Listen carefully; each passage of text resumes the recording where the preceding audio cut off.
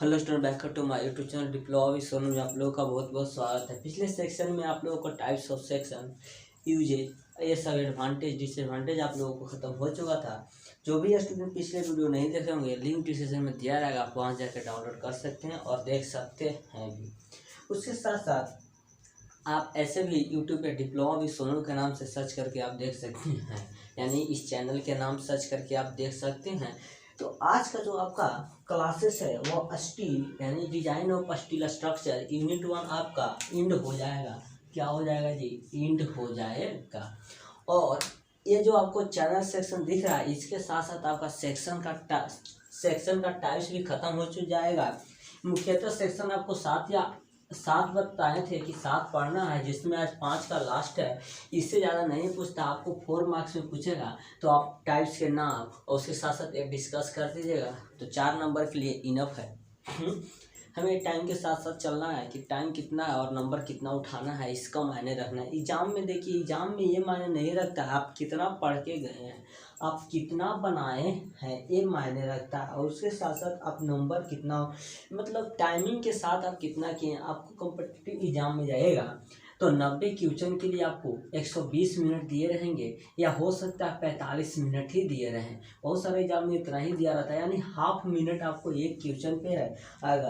अगर इतना कम टाइम में अगर आपका कॉन्सेप्ट क्लियर नहीं रहेगा तो आप कैसे बना पाएंगे, है कि ना। तो चलिए, चैनल सेक्शन एक ऐसा सेक्शन होता है जिसका डिजाइन किया जाता है वेट और डेप्थ के अकॉर्डिंग। जिस सेक्शन का डिजाइन डेप्थ और वेट के अकॉर्डिंग किया जाए, डेप्थ एंड वेट किसके अनुसार, तो डेप्थ एंड वेट के अकॉर्डिंग जिस सेक्शन का डिजाइन किया जाए उस सेक्शन को हम चैनल सेक्शन के नाम से जानते हैं। एक बार फिर से रिपीट करते हैं प्यारे बच्चों। जिस सेक्शन का डिजाइन हम डेप्थ एंड वेट के अकॉर्डिंग करेंगे, डेप्थ एंड वेट के according, that section is called to channel section. That section is called to channel section. देखिए, चैनल सेक्शन का मतलब डिजाइन किस तरह होता है। अब देखिए, मान लीजिए आपको माइंड में सवाल रहा कि चैनल सेक्शन का आप बता तो दिए कि चैनल सेक्शन का डिजाइन हम डेप्थ और वेट के अकॉर्डिंग करें, इसका फिगर किस तरह होता है, इसका डायमेंशन किस तरह होता है। माइंड में बहुत सारे सवाल उठते हैं स्टूडेंटों का, जायज है। तो देखिए, आप जब भी कंस्ट्रक्शन साइट पे जाइएगा तो आपको सेक्शन दिया रहेगा, आपको वहाँ पढ़े स्टडी किए रहेंगे तो आपको पता चलेगा कि कौन सा जगह पर, कौन सा साइट पे, कौन सा प्लेस में हमें कौन सा सेक्शन यूज करना है। तो चलिए, हम जानते हैं चैनल सेक्शन का जो डिजाइनिंग होता है डेप्थ और वेट के अकॉर्डिंग होता है, और इस तरह से जो आपका सेक्शन रहता है, इस तरह से आपका चैनल सेक्शन रहता है, इस तरह से आपका चैनल सेक्शन रहता है। तो जिस सेक्शन का डिजाइन डेप्थ एंड वेट के अकॉर्डिंग किया जाए, ये आपका क्या हो गया, ये आपका डेप्थ हो गया जी, ये आपका डेप्थ हो गया। तो जिस सेक्शन का डिजाइनिंग हम डेप्थ एंड वेट के अकॉर्डिंग करेंगे, that section is equal to depth. अब बात आता है कि इसको तो डेप्थ में आप कह दिए, यानी इसको हाइट भी आप बोल सकते हैं, और ये जो आपका रह गया वो बेस हो गया। और बच गया इस सेक्शन को, यानी इस सेक्शन को हम किस नाम से जानते हैं, वेव के नाम से। और वेव के नाम से इसको आप, यानी देखिए, जो वेव और फ्लैंज होते हैं आपको आगे पढ़ने होंगे अच्छा से, तो आगे हम डिस्कस करेंगे वेव और फ्लैंज होते क्या है, किन को वेव कहेंगे, किन को फ्लैंज करेंगे, आगे न्यूमेरिकल में आपको सोल्व करने होंगे। तो टेंशन मत लीजिए, सिर्फ यहाँ पर ये समझिए इसको वेव कहते हैं, या इसको जानिए ही मत, सिर्फ डेप्थ और वेट। यानी जिस सेक्शन का डिजाइनिंग हम किसके, तो डेप्थ और वेट, जिस सेक्शन का डिजाइनिंग हम डेप्थ एंड वेट के अकॉर्डिंग किया जाए, that section is equal to channel section. तो एक बार फिर से रिपीट करते हैं, जिस सेक्शन का डिजाइनिंग डेप्थ एंड वेट के अकॉर्डिंग होगा, that's all channel section. Channel section इस तरह से आपको दिए जाएंगे, तो आप इसको डिफिनेशन को आप नोट डाउन करें। उसके बाद हम चलेंगे चैनल सेक्शन का यूज, फिर अगेन चलेंगे हम टाइप्स।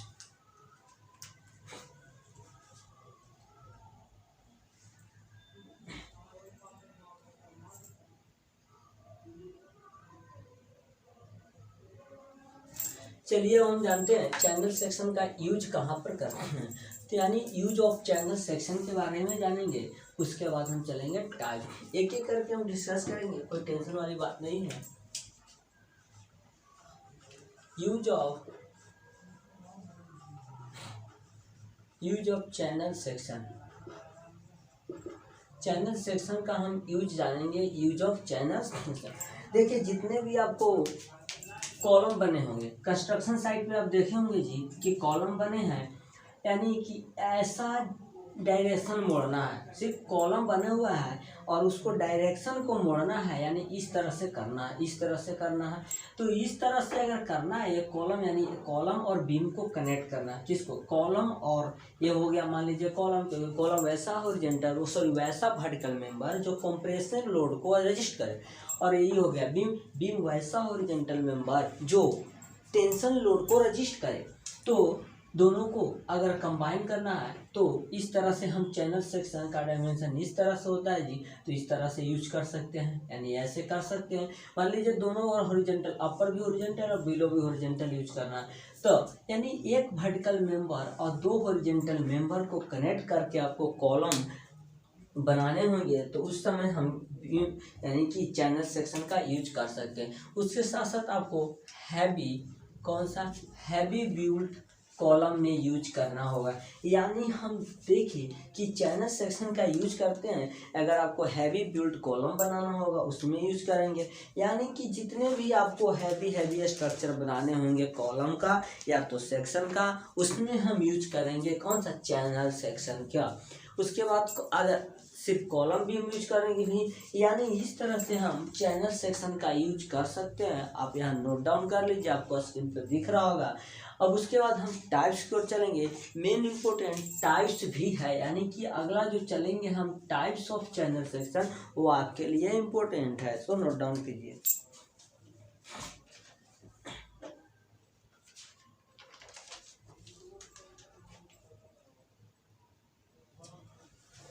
चलिए अब हम जानते हैं जी टाइप्स ऑफ चैनल सेक्शन, कि चैनल सेक्शन के टाइप्स होते हैं क्या।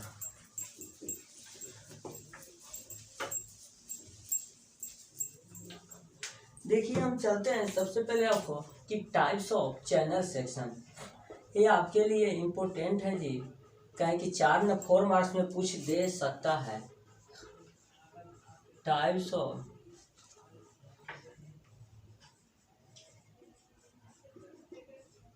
ऑफ चैनल सेक्शन, देखिए आपको जितने भी टाइप्स ऑफ चैनल सेक्शन पढ़ने हैं वो 5 प्रकार के पढ़ने हैं, यानी कि आपको चैनल सेक्शन के जो टाइप्स पढ़ने हैं डियर, वो आपको मेनली 5 टाइप्स पढ़ने हैं। तो सबसे पहले हम आपको फॉर्मेट लिखने के लिए बताए थे कि किस फॉर्मेट में आपको लिखना है।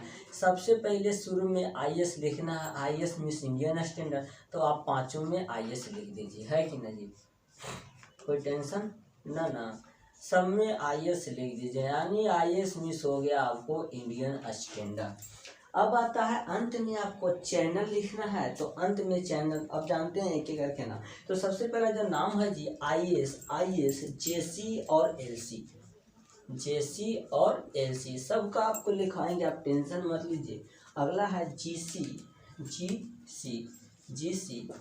MCSF है, MCSF, उसके बाद है MCF, यानी आपको 5 टाइप्स पढ़ने हैं। कौन कौन, IJC, ISLC, ISGC, ISMCSF, ISMCF। आपको दिमाग में आ रहा होगा कि ये सब है क्या, हमको पता ही नहीं है, तो ये सब शॉर्ट नाम है। इसका हम स्टैंडर्ड फॉर्म देखिए तो इसका फुल फॉर्म, यानी आपको जो आप जो जानते हैं फुल फॉर्म, वो हम बताएंगे। उससे पहले हम आप लोगों को कुछ बता देते हैं कि जो भी स्टूडेंट अगर ये गलती करके सोचते होंगे हम ना सुधारे, उनको सबसे बड़ा ये क्या पूर्वक आइए, क्योंकि इंसान वही सुधारता। दुनिया का कोई भी इतिहास उठाएगा देख लीजिए, कोई भी हिस्ट्री देख लीजिए, कोई भी मतलब किसी भी राजा का किसी भी का हिस्ट्री देख लीजिए, वह गलती करके ही सही करता है। यानी जो इंसान, ये बताइए, जो इंसान गलती कर चुका है, 100% गलती कर चुका है, और वो जब सही हो जाता है तो फिर से वो गलती करना चाहेगा नहीं, क्योंकि उसको डर रहेगा। लेकिन जो इंसान शुरू से सही है और सही है, यानी सही है, उसको गलती का मायने पता ही नहीं है, तो बाद में जाकर वो गलती करेगा तो 100 नहीं 200 100 हो सकता है, 100 होगा नहीं 200 100 100 ही होगा। तो चलिए हम इसका क्या जानते हैं जी, आप जिसको बोलते हो फुल फॉर्म यानी स्टैंडर्ड फॉर्म जानते हैं। तो IS के मीन्स हम जानते हैं। सबसे पहले तो जो हम जानते हैं, देखिए जब भी एग्जाम में इस तरह से क्वेश्चन आ जाए आपको आंसर याद नहीं है, यानी कि तो उस पर ये फोकस कीजिए कि हम पहले जानते किसको है, पहले जानते किसको, जो हम जानते हैं उसको पहले लिखेंगे। तो हम IS मीन्स जानते हैं जी, क्या जानते हैं जी, तो इंडियन स्टैंडर्ड। IS मीन्स जानते हैं जी, क्या जानते हैं, इंडियन स्टैंडर्ड। सब में जानते हैं तो सब में लिख देंगे इंडियन स्टैंडर्ड, है कि ना। यानी जो हम जानते हैं उसको सबसे पहले लिखेंगे। और जो स्टूडेंट एक क्लास चलते रहे यानी लेक्चर आप देखते रहिए, उसमें आप कॉपी पेन ले के बैठा कीजिए ताकि साथ साथ लिखते भी रहिए, है कि ना। हम आपको नोट करने के लिए टाइम भी देते हैं जी, अगर नोट नहीं कीजिएगा तो आपका गलती है। अब देखिए जे, अब बच गया कि IS की मिस तो जान गए हैं कि इंडियन स्टैंडर्ड होता है जी, और इस C मिस भी हम जानते हैं जी, क्या जानते हैं, तो चैनल सेक्शन। चलिए ये वो बचा हुआ है जे बीच में, तो इसको हम पहले लिख लेते हैं जी, चैनल सेक्शन। ये सब ट्रिक है, मतलब जो स्टूडेंट को नहीं पता चल रहा हो उसके लिए है कि हम सबसे पहले क्या लिखें ना, जो जानते हैं वो लिखेंगे ना, है कि ना। उसके बाद C है, उसके बाद यहाँ पर भी चैनल सेक्शन हो जाएगा मेरा। अब देखिए यहाँ पर M के बाद C है, M के बाद C है जी, M के बाद C है, तो यहाँ पर भी चैनल सेक्शन नहीं देंगे, और बाकी का फुल फॉर्म हम देखते हैं, है कि ना। यहाँ पर भी M के बाद है तो यहाँ पर भी चैनल सेक्शन को लिख देंगे, लिख क्या देंगे, लिख देंगे। अब इसमें क्या बच गया इसमें ये बच गया जे, तो जे मिस होता है जी जूनियर, हो गया जूनियर। और L मिस क्या होता है, L मिस होता है लाइट, L मिस होता है लाइट। अब इसमें क्या बच गया, G बच गया, इसमें क्या बच गया G, तो G मिस होता है गेट। और इसमें बच गया पहले M, पहले क्या, पहले M बचा है, यानी पहले M बचा है जी, तो मीडियम और वेट, मीडियम वेट।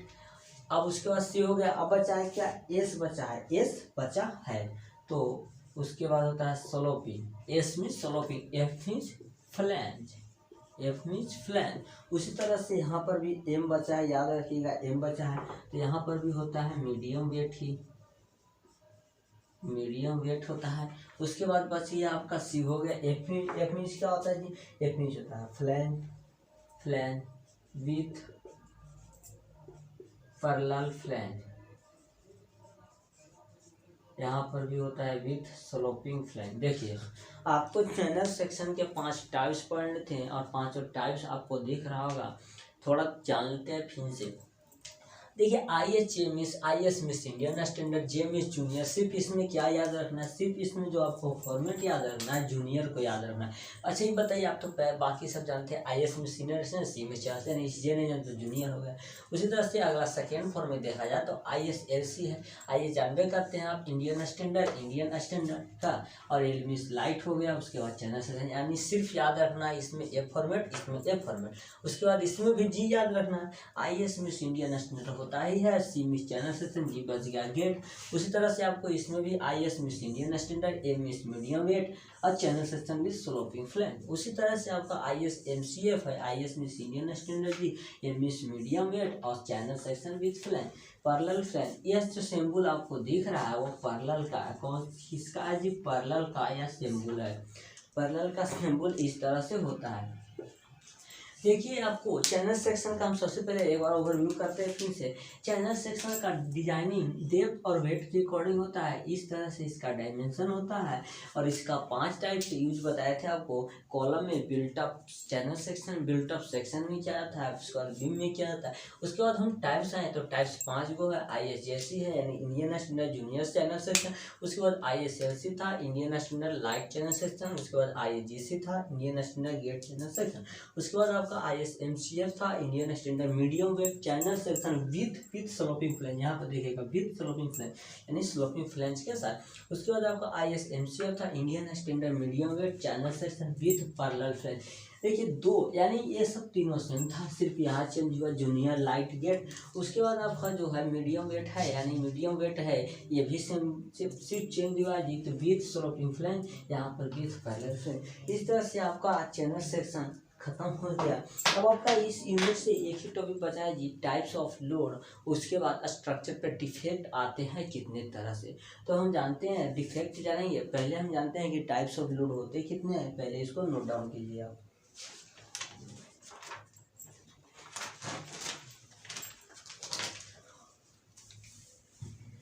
और अब जो आपको अगला लोड पढ़ना है जी, टाइप्स ऑफ लोड, बहुत ही आपका इम्पोर्टेंट है, 2019 में आपको पूछा है, इस बार भी चांसेस है।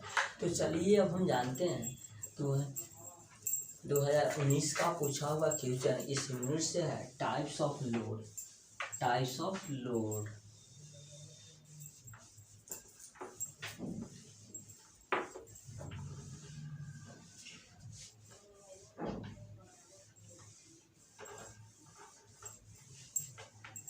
चलिए देखिए अब आपको जो पढ़ना है जी, टाइप्स ऑफ लोड पढ़ने हैं। Types of load means structure पे कितने तरह का लोड आ रहा है। चलिए स्ट्रक्चर पे लोड आता है कितने तरह के, देखिए जो स्ट्रक्चर पे लोड आते हैं आपको चार फॉर्मेट में आ सकते हैं।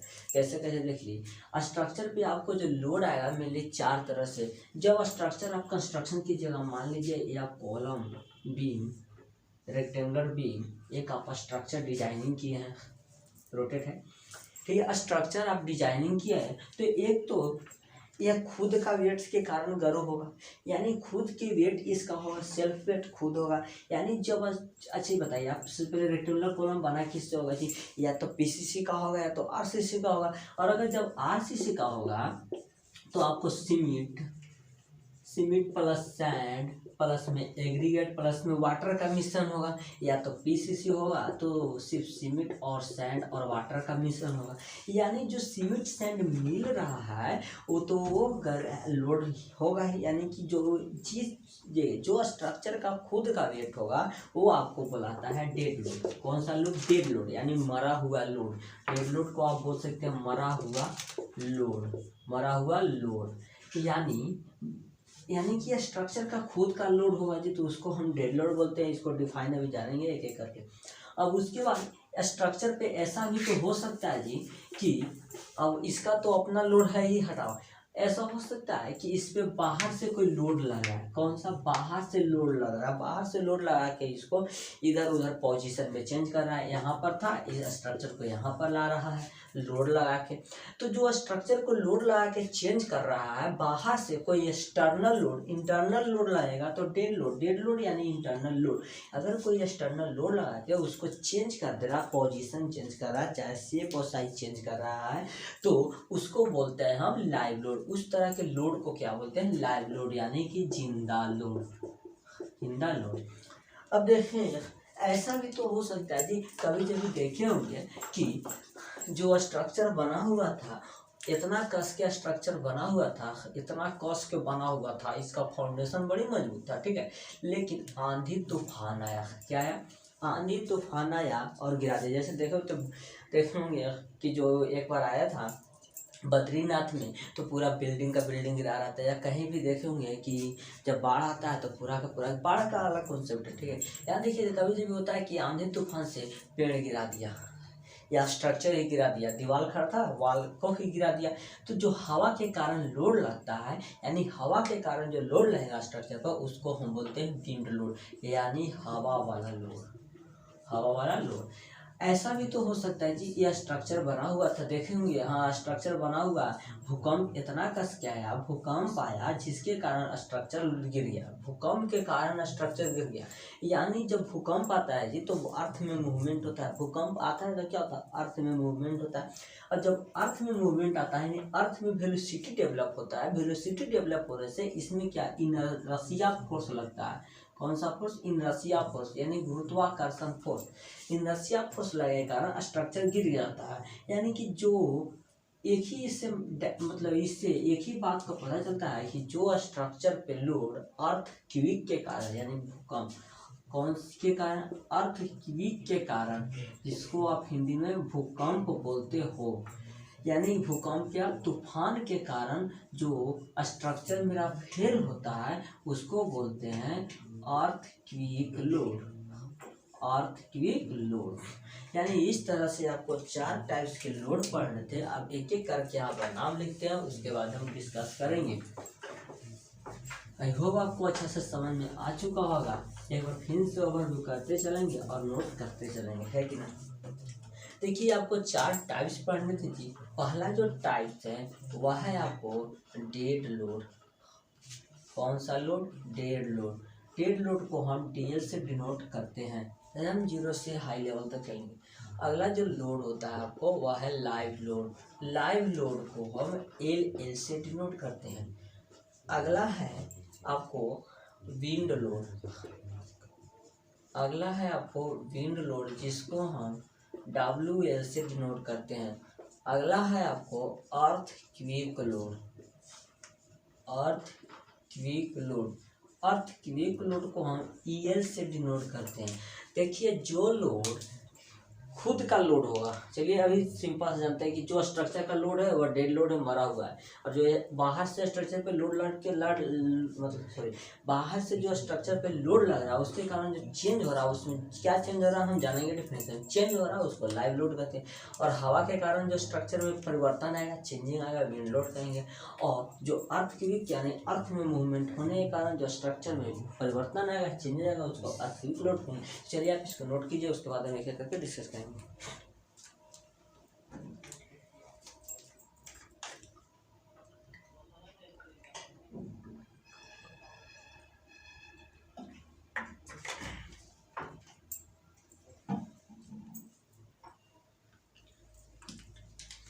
चलिए हम जानते हैं,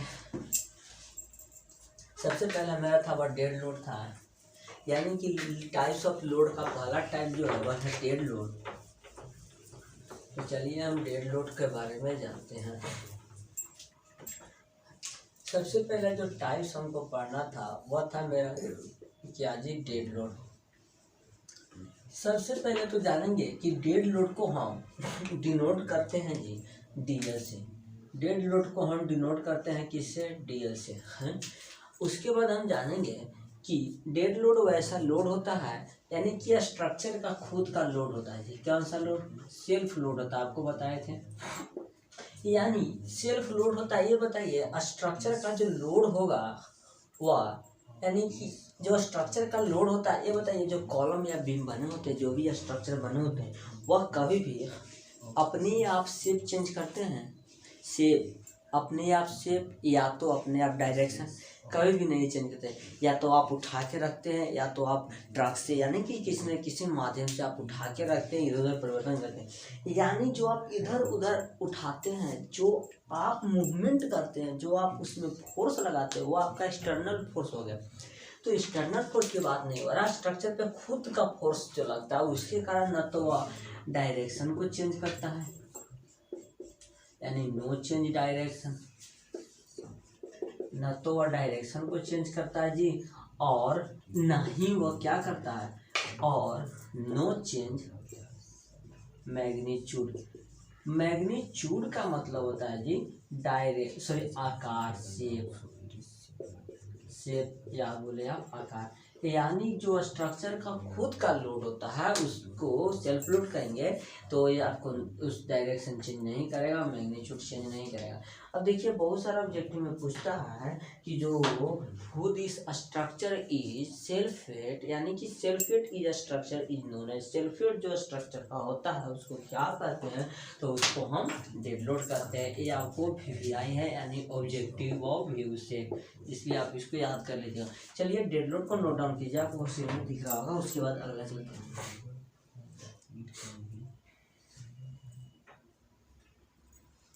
चलिए अब सेकेंड चलते हैं, यानी कि जो आपका सेकेंड टाइप था जी वह था लाइव लोड। यानी लाइव लोड के बारे में हम जानेंगे। देखिए लाइव लोड में आपको क्या बताया कि स्ट्रक्चर का खुद का लोड नहीं होता, यानी स्ट्रक्चर का खुद का लोड नहीं होता जी, वह एक्सटर्नल लोड होता है।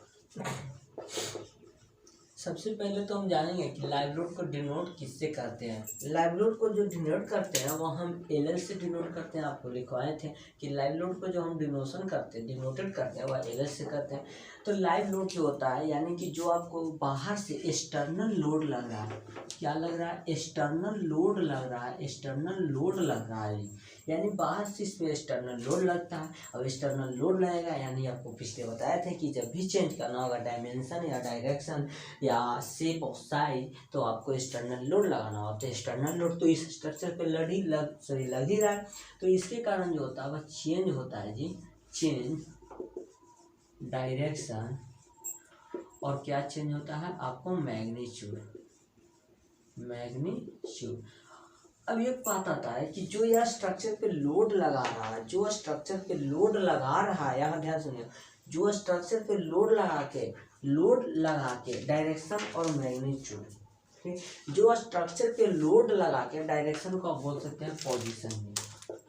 देखिए, जो स्ट्रक्चर पे एक्सटर्नल लोड लगा के उसका पोजीशन यानी डायरेक्शन चेंज करता है उसको बोलते हैं इम्पोज लोड। यानी वह किसी न किसी बताते हैं आपको इम्पोज लोड या तो सुपर इम्पोज लोड। क्या होता है वो बताते हैं सुपर इम्पोज लोड। देखिए मेरा एक ही तरह का कॉन्सेप्ट आपको क्लियर होना चाहिए, है क्या। देखिए जब आप स्ट्रक्चर पे लोड लगाते हैं एक्सटर्नल लोड, उसके कारण जो आपका पोजीशन यानी डायरेक्शन चेंज होता है उसको इम्पोज लोड बोलते हैं, सुपर इम्पोज लोड बोलते हैं। अब आता है बात इम्पोज लोड और सुपर इम्पोज लोड कैसे। देखिए जो स्ट्रक्चर पे आप लोड एक्सटर्नल लोड लगा रहे हैं तो सबसे पहले तो जो स्ट्रक्चर का खुद का लोड होगा उसको हम सेल्फ लोड बोलेंगे, है। और जो एक्सटर्नल लोड लगाएगा, देखिए आप न्यूटन के थर्ड लॉ पढ़े होंगे कि जब आप किसी भी वस्तु पे फोर्स लगाते हैं तो वस्तु भी उतना ही वेग से फोर्स लगाती है आपसे। अगर उस वस्तु के द्वारा जो लगाया गया फोर्स है उससे ज़्यादा आप फोर्स लगाते हैं तभी आपका जो भी हो स्ट्रक्चर वह यानी ऑब्जेक्ट हो यानी वस्तु हो चेंज हो सकता है, चाहे शेप हो चाहे डायरेक्शन हो। तो आप जब भी एक्सटर्नल लोड लगाएगा तो जो पोजीशन चेंज होगा यानी डायरेक्शन भी चेंज होगा तो इसके विरोधी होगा, क्योंकि ये भी तो लगाएगा यानी ये भी रोकना चाहेगा। इसी कारण आप बोलते हैं सुपर इम्पोज यानी इम्पोज लोड है। अब इसके बाद अब इसको लाइव लोड जो होता है, सबसे पहले देखिए जो लाइव लोड है इसका जो डिस्कशन मिलता है आपको वह IS 875 में मिलता है, IS 875 में, ठीक है। IS means Indian standard code. और जो डेड लोड भी था वो एक कॉन्सेप्ट लिख लीजिएगा जी, डेड लोड को भी डिस्कस मिलता है IS 875 कोड में ही मिलता है, फिर IS 875 लाइव का भी और डेड का भी। अब इस जो स्ट्रक्चर के बिल्डिंग पे होता है वह लाइव लोड चेंज करते रहता है। मान लीजिए लाइव लोड जो होता है स्ट्रक्चर का वह चेंज करते रहता है। कैसे करता है देखिए, मान लीजिए कि गया का जो बिल्डिंग होगा यानी ये गया का बिल्डिंग है, गया का इंस्टीट्यूट है, क्या है ये कोचिंग है, और एक गांव का कोचिंग है, एक गांव का कोचिंग है। तो ऑब्वियसली बात है कि इसमें ज़्यादा पॉपुलेशन रहेगा, स्टूडेंट रहेंगे, इसमें कम स्टूडेंट रहेंगे। जब इसमें ज़्यादा स्टूडेंट रहेंगे तो ज़्यादा लोड लगेगा, वो लोड कहाँ से, एक्सटर्नल लोड लगेगा। पॉपुलेशन यानी स्टूडेंट एक्सटर्नल लोड लाएंगे और इसमें कम स्टूडेंट है तो कम लोड लगेगा ऑब्वियसली। और बहुत सारा ऐसा रीजन है, जैसे आप मान लीजिए जो हाईलाइटेड सिटी होते हैं उनमें ज़्यादा लोड आने के चांसेस रहता है हर चीज़ से। यानी कहने का मेरा एक ही सेंस था कि जो लाइव लोड होता है वो सिटी के अनुसार, प्लेस के अनुसार, प्लेस बाय प्लेस वैरी करता है। तो इस तरह से आपका लाइव लोड द एंड हो गया। आप नोट डाउन कीजिए, आपको स्क्रीन पे दिख रहा होगा। अगला हम चलते हैं विंड लोड की ओर।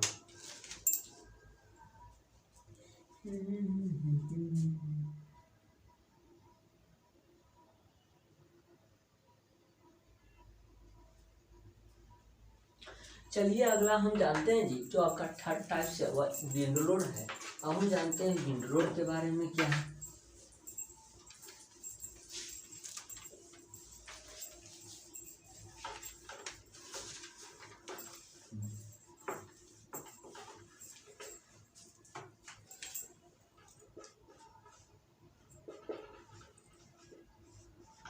अब हम जानते हैं जी विंड लोड के बारे में। तो सबसे पहले जो विंड लोड होता है उसको हम डिनोट करते हैं, यानी कि स्टैंडर्ड फॉर्म है W, यानी कि शॉर्ट फॉर्म है W। विंड लोड W, देखिए विंड लोड वैसा लोड होता है जो स्ट्रक्चर में हॉरिजॉन्टल डायरेक्शन में, किस डायरेक्शन में, हॉरिजॉन्टल डायरेक्शन में, स्ट्रक्चर में हॉरिजॉन्टल डायरेक्शन में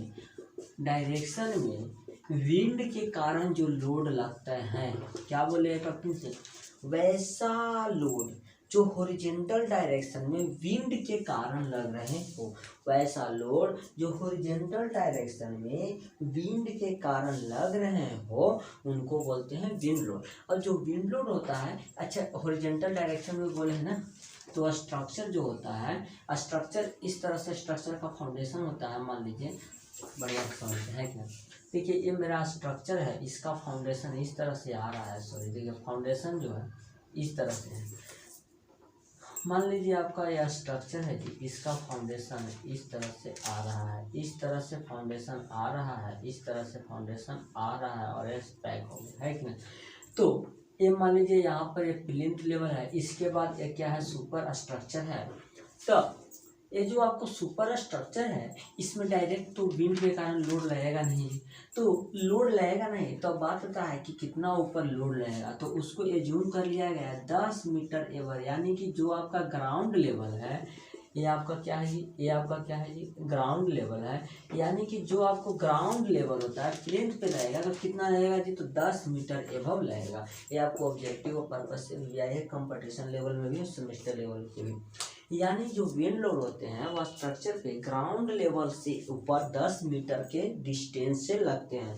यानी अब बात आता है जी, देखिए विंड लोड लग रहा है तो उसको हम P से डिनोट करेंगे। P मीन्स होता है विंड लोड, यहाँ ले लीजिए, यानी प्रेशर होता है, तो प्रेशर किसके कारण लग रहा है जी, तो विंड के कारण लग रहा है। और जो आपको वेग होता है, यानी कि जो ये लग रहा है जी, तो ये वेलोसिटी है, ये क्या है, वेलोसिटी है। तो जो आपको विंड के कारण यानी हवा के कारण जो आपको यानी हवा के वेग के कारण जो आपको लोड लगेगा स्ट्रक्चर पे, क्या लगेगा, स्ट्रक्चर पे लोड लगेगा, वो होता है डायरेक्टली प्रोपोर्शनल टू स्क्वायर। फिर से देखिए, तो यहाँ पर समझ नहीं आएगा, देखिए जो आपको स्ट्रक्चर पे विंड वेग से, वेलोसिटी से जो आपको लोड लगता है, तो वह वेलोसिटी से लगता है जो वेलोसिटी डायरेक्टली प्रोपोर्शनल होता है स्क्वायर के। अब यहाँ से आप देखिए, अगर यह हटाएंगे प्रोपोर्शनलिटी तो के एक कांस्टेंट आता है, यानी कि P बराबर KV। ये आपको न्यूमेरिकल में पूछा, न्यूमेरिकल इसे बनाने में मदद मिलेगा, तो इसलिए इसको आप नोट डाउन कर लीजिए। चलिए स्क्रीन पर दिख रहा है आपको कि विंड लोड क्या है, आप इसको नोट कीजिए। उसके बाद हम बताते हैं कि विंड लोड जो होता है वह डिपेंड करता है फॉलोइंग फैक्टर पे।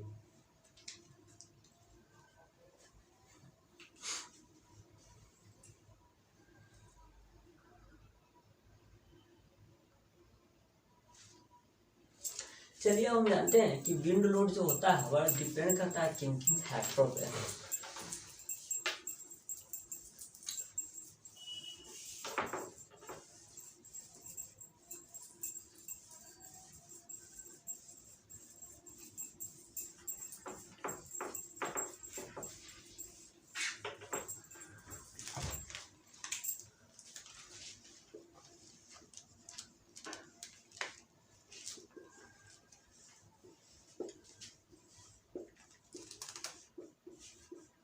Flowing factor depend upon wind load, यानी जो आपका विंड लोड है वह फ्लोइंग फैक्टर पर डिपेंड करता है। Flowing factor depend upon wind load. तो सबसे पहले देखिए, जब स्ट्रक्चर का शेप पर डिपेंड करेगा। मान लीजिए शेप इस तरह से स्ट्रक्चर है, रेक्टेंगुलर है, या मान लीजिए स्क्वायर है, इस तरह से है, तब यानी कि शेप साइज पे भी डिपेंड कर रहा है। इस पर कुछ और लगेगा विंड लोड, इस पर कुछ और लगेगा। तो ये सबसे पहले आपको डिपेंड करता है जी, शेप पर डिपेंड करता है। उसके बाद मान लीजिए गया का कुछ और विंड प्रेशर होगा जी, पटना का कुछ और विंड प्रेशर होगा, बॉम्बे का कुछ और विंड प्रेशर होगा। अलग अलग सिटी का अलग अलग विंड प्रेशर होता है, वो मेजरमेंट कर लिया गया है, IS कोड में आपको डिस्कस किया गया। यानी सबसे पहले तो प्लेस पर डिपेंड करेगा। अब आगे आता है कि विंड लोड जो होता है वह स्ट्रक्चर में एंगल्स यानी कि सेक्शन कौन सा यूज किया गया है। मान लीजिए एंगल सेक्शन यूज किया गया हो जी, तो उस पर कुछ और विंड आएगा। चैनल सेक्शन यूज किया गया कुछ और आएगा, टी सेक्शन कुछ और, आई सेक्शन कुछ और, यानी सबसे पहले वह सेक्शन पर डिपेंड करता है। अगला जो आता है आपको वह आता है कि अब उसको कितना वेलोसिटी से लग रहा है, वेलोसिटी पर, क्योंकि देखिए ये डायरेक्टली प्रोपोर्शनल आपको बताए थे, यानी वेलोसिटी बढ़ेगा तो इस पर लोड भी बढ़ेगा, वेलोसिटी घटेगा तो लोड भी घटेगा, इसलिए आपको बता चुके थे। तो वेलोसिटी पे डिपेंड करता है। चलिए इसको नोट डाउन कीजिए आप। सबसे पहले फ्लोइंग फैक्टर यानी कि जो विंड लोड डिपेंड करता है फैक्टर पे, उसको बारे में आगे हम जानते हैं। अगला लोड जो आपको एक बच गया अर्थक्वेक लोड, उसके बाद डिफेक्ट जानेंगे।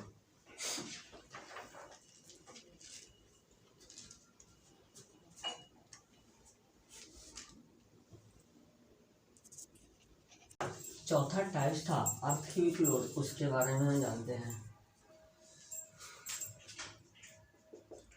जो आपका चौथा टाइप्स है अर्थक्वेक लोड, इस लोड को हम डिनोट करते हैं ईएल से, जो आपको बताए थे, यानी इस लोड को हम डिनोट करेंगे जी ईएल से। सबसे पहले हम किससे डिनोट करते हैं, ईएल से डिनोट करते हैं। देखिए अर्थक्वेक लोड जो होता है वो अर्थक्वेक लोड, यानी कि जब तक अर्थ में मूवमेंट नहीं होगा, जब तक अर्थ में मूवमेंट नहीं होगा तब तक अर्थक्वेक लोड लगेगा नहीं। यानी अब बात आता है कि ये लोड यानी अर्थ में मूवमेंट आएगा कब, अर्थ में मूवमेंट आएगा तो जब अर्थक्वेक होगा तब अर्थ में मूवमेंट आता है, यानी जिसको आप भूकंप बोलते हो, भूकंप बोलते हो, भूकंप यानी बोले तो अर्थक्वेक। यानी जब तक आपको अर्थक्वेक नहीं होगा, भूकंप नहीं होगा, अर्थ में मूवमेंट आएगा नहीं, और अर्थ में मूवमेंट आएगा नहीं तो इसमें लोड यानी इसमें प्रेशर इनर्शिया, जिसको इनर्शिया फोर्स बोला जाता है, वह फोर्स लगेगा नहीं स्ट्रक्चर पे, तब तक स्ट्रक्चर फेल नहीं होगा। अच्छा फेल कब होता है जी, जब डिजाइन किया गया जितना वेग के लिए उतना अगर एडजस्ट कर लेगा तो सही है, उससे ज़्यादा आ गया तो फेल हो जाएगा।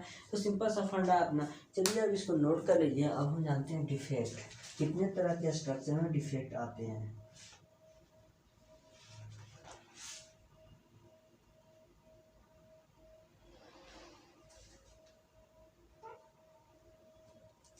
सिर्फ इसमें हम जानेंगे जी स्टील में डिफेक्ट होते हैं कितने तरह के, बस इतना ही पढ़ना है, उसका डिस्कस हमें सिलेबस में नहीं करना है, तो सिलेबस के अकॉर्डिंग ही चलेंगे। देखिए defect on in steel, steel में डिफेक्ट आते कितने तरह के हैं। डिफेक्ट इन स्टील, देखिए जो आप स्टील है, स्टील में डिफेक्ट आते हैं मुख्यतः आपको। देखिए जो डिफेक्ट होते हैं स्टील में वो बहुत तरह से आ सकते हैं। मान लीजिए उसमें फास्फोरस की मात्रा ज़्यादा हो गया, फास्फोरस की मात्रा ज़्यादा हो गया, तो फास्फोरस की मात्रा अगर उसमें ज़्यादा हो गया तब क्या होगा, यानी कि स्टील स्ट्रक्चर है उसमें फास्फोरस की मात्रा ज़्यादा हो गया, या तो हो गया कि सल्फर की मात्रा ज़्यादा हो गया, या हो सकता है उसमें कार्बन की मात्रा ज़्यादा हो जाए, या ये भी हो सकता है कि उसमें जो हुआ उसमें जो मैंने स्टील का जो मैन्युफैक्चरिंग हो रहा था कंपनी के अंदर, उसमें जो गैस प्रोड्यूस किया जा रहा था वो ज़्यादा प्रोड्यूस हो गया, ऐसा भी रीज़न हो सकता है। या तो आपको कम अति ज़्यादा हो गया, फास्फोरस हो गया, या तो यानी जितने इंग्रेडिएंट मिलते हैं स्टील में उनका क्वांटिटी लिमिट से ज़्यादा हो गया, क्वांटिटी अपर लिमिट हो गया, यानी लिमिट से भी ज़्यादा हो गया, तब उसमें डिफेक्ट आना स्टार्ट होता है। डिफेक्ट कैसे आता है जी, जितना क्वांटिटी का मैन्युफैक्चरिंग करना था उससे ज़्यादा दे दिए तो डिफेक्ट आने लगेगा। तो इसी तरह से हमें पढ़ना है डिफेक्ट। तो सबसे पहले जो डिफेक्ट के बारे में जानना है हमें, कैविटी हॉल, कैविटी हॉल। देखिए कैविटी हॉल कब आता है, कैविटी हॉल कब आएगा जी, जब आप जो इसमें गैस यानी कि जब कंपनी के अंदर जब स्टील का मैन्युफैक्चरिंग करते हैं तो वह गैस जो प्रोड्यूस करते हैं उस गैस का नाम रहता है कन्फायर गैस। कौन सा गैस, कन्फायर गैस। यानी जब कंपनी में आप कन्फायर गैस प्रोड्यूस करते हैं स्ट्रक्चर का मैन्युफैक्चरिंग करते समय, वह कन्फायर गैस आप ज़्यादा प्रोड्यूस कर दिए, उस पर ज़्यादा एक्ट कर दिए, तब उसमें कैविटी हॉल हो जाता है, यानी स्ट्रक्चर में क्या हो जाएगी, हॉल हो जाएगा। इसी को कैविटी हॉल बोलते हैं, यानी कैविटी के कारण यानी कन्फायर गैस के कारण जो डिफेक्ट आता है स्टील स्ट्रक्चर में उसको कैविटी हॉल बोलते हैं। इसको नोट डाउन कीजिए, अगला हम चलते हैं।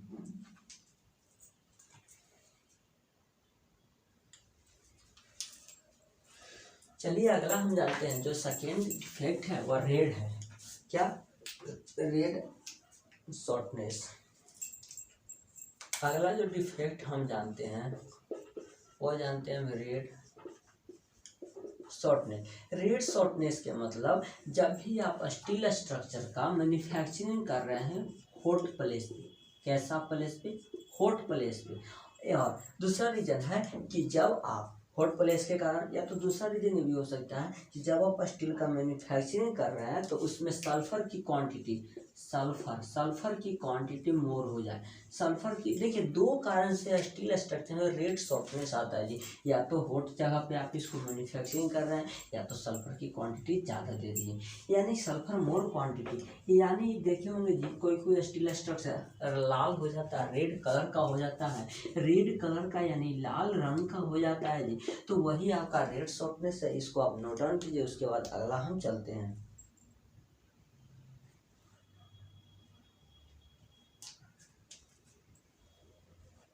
चलिए अब तीसरा जो है कोल्ड शॉर्टनेस होता है। यानी कि कोल्ड शॉर्टनेस क्या है उसके, देखिए जब भी आपको रेड होगा, फिर से समझिए, जब भी आपको रेड होगा यानी कि रेड कब होगा, जब उसमें औकात से बेसी, औकात से ज़्यादा हीट प्रोड्यूस करेंगे। यानी जब स्ट्रक्चर पे हम हीट ज़्यादा दे देंगे तो हीट के कारण ही रेड होगा। अब चलिए अब चलते हैं कोल्ड शॉर्टनेस की ओर। तो कोल्ड शॉर्टनेस क्या होता है जी? देखिए जब भी आप स्ट्रक्चर का कोल्ड प्लेस पे मैन्युफैक्चरिंग करेंगे, इसको यानी कि स्टील में कोल्ड शॉर्टनेस आने का रीजन दो है। यानी कि जब स्टील का आप मैन्युफैक्चरिंग कर रहे थे कोल्ड प्लेस पे, यानी स्टील का आप मैन्युफैक्चरिंग कोल्ड प्लेस पे कर रहे थे तो आपको कोल्ड शॉर्टनेस आएगा। और दूसरा रीजन ये हो सकता है कि आप फास्फोरस ज़्यादा दे दिए। क्या दे दिए? फास्फोरस ज़्यादा दे दिए, यानी आप इसको फास्फोरस ज़्यादा दे देंगे। फास्फोरस मोर क्वांटिटी के कारण भी आता है, यानी मोर क्वांटिटी के कारण आता है। यानी दो रीजन से आपको स्टील स्ट्रक्चर में कोल्ड शॉर्टनेस आएगा। या तो आप फास्फोरस ज़्यादा दे दिए, फास्फोरस यानी कि जितना क्वांटिटी था, कितना परसेंट होता है आपको डिस्कस करेंगे आगे। फिलहाल जानिए कि फास्फोरस सपोज मान लीजिए 95% देने के चांसेस था, हम 96-97 दे दिए। इसके कारण इसमें कोल्ड शॉर्टनेस आने की चांसेस रहता है। अब चलिए जो इसको नोट डाउन कीजिए कोल्ड शॉर्टनेस को। अगला हम पढ़ते हैं सिग्रिएशन इफेक्ट क्या होता है।